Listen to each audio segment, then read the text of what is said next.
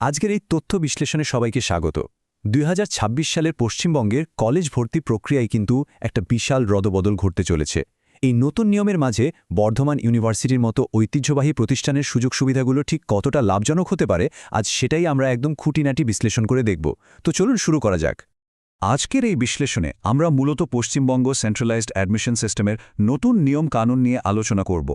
পাশাপাশি বর্ধমান ইউনিভার্সিটির এক ঝলক শীর্ষ কোর্স, যোগ্যতা, ইঞ্জিনিয়ারিং ও এমএ এর মতো কোর্স, প্লেসমেন্ট, স্কলারশিপ এবং সবশেষে আবেদন প্রক্রিয়া ও সময়সূচি নিয়ে বিস্তারিত কথা বলবো। প্রথমেই আসা যাক পশ্চিমবঙ্গ সেন্ট্রালাইজড অ্যাডমিশন প্রসঙ্গে। স্নাতক স্তরের ভর্তি প্রক্রিয়ায় ২০২৬ সালে এক যুগান্তকারী রূপান্তর ঘটতে চলেছে। সংখ্যাটা শুনলে অবাক হবেন। রাজ্যের ৪৬০টি সরকারি এবং সরকারি সাহায্যপ্রাপ্ত কলেজ এখন একটিমাত্র প্ল্যাটফর্মের ছাতার তলায় চলে এসেছে।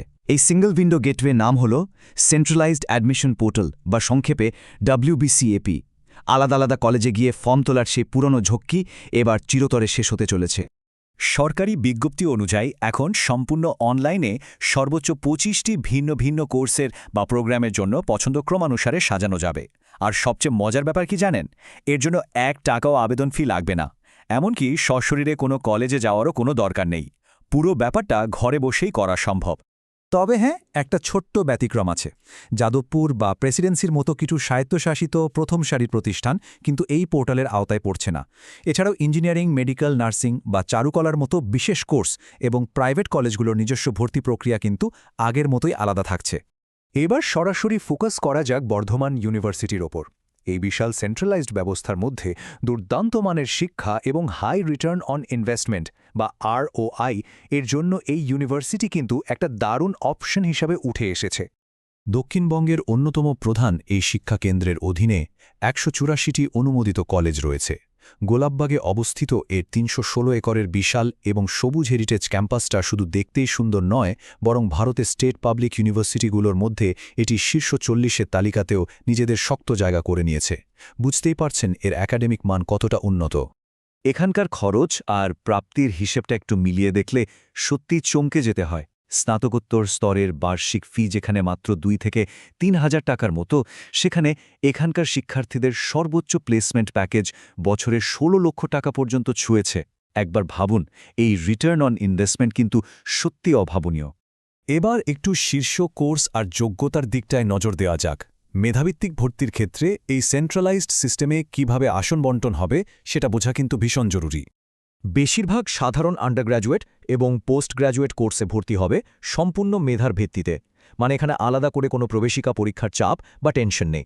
স্নাতকোত্তরের ক্ষেত্রে একটা নির্দিষ্ট জিপি ফর্মুলা ব্যবহার করা হয়, যেখানে স্নাতক স্তরের নম্বরের উপর ৬০% জোর দেওয়া হয়।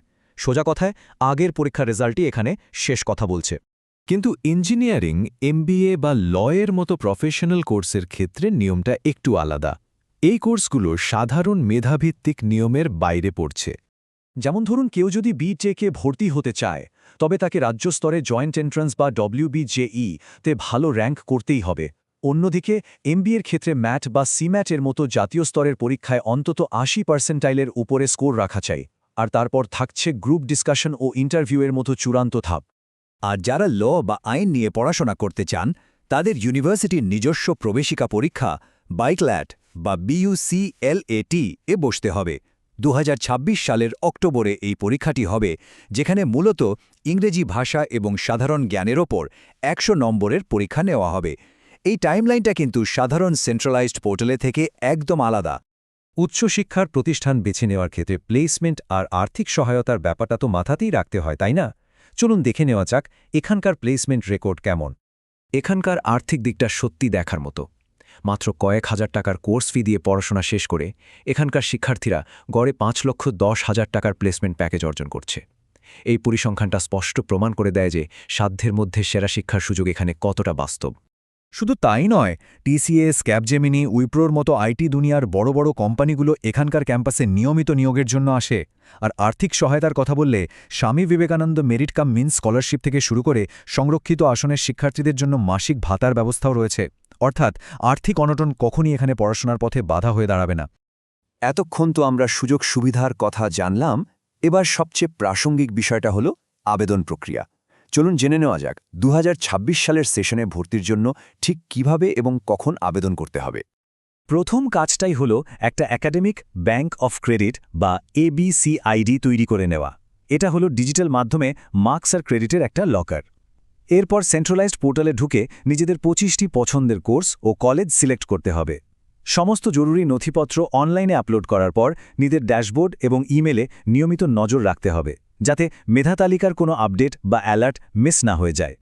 সরকারিভাবে ভর্তি প্রক্রিয়ার একটা নির্দিষ্ট সময়সূচি প্রকাশ করা হয়েছে, যেখানে প্রতিটা ধাপের ডেডলাইন উল্লেখ করা আছে। এই ডেডলাইনগুলো কিন্তু ভীষণ গুরুত্বপূর্ণ। মনে রাখতে হবে আবেদন করার সময় বা উইন্ডোটা কিন্তু খুবই ছোট। মে মাসের মাঝামাঝি সময়ে পোর্টাল লাইভ হওয়ার পর জুনের প্রথম সপ্তাহেই রেজিস্ট্রেশন ক্লোজ হয়ে যাবে। এরপর খুব দ্রুত মেধা তালিকা প্রকাশিত হবে এবং জুলাইয়ের শুরুতেই নতুন শিক্ষাবর্ষের ক্লাস শুরু হয়ে যাবে। তাই হাতে কিন্তু খুব একটা সময় পাওয়া যাবে না।